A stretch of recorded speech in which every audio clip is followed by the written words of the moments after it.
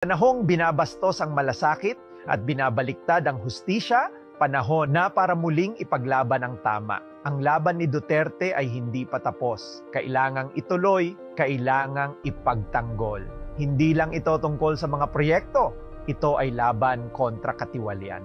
Okay ba ang AKA program? Kaya may AIK dahil ni Speaker. Kaya may AKAP dahil ni Speaker. Kaya may tupad dahil ni Speaker.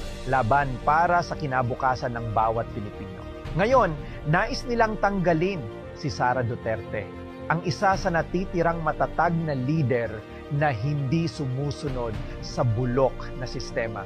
Ang boto mo ang sandata para wakasan ang paninira. Ang boto mo ang magsusulong sa pagbabasura ng impeachment. Kung hindi tayo pipili ng mga kapanalig sa Senado, hahayaan nating lamunin ng korupsyon at kasinungalingan ang ating gobyerno. Ipaglaban si Sara. Ituloy ang sinimulan ni Digong, tama ang puso, tama ang direksyon, tayo ang magtatanggol sa bayan.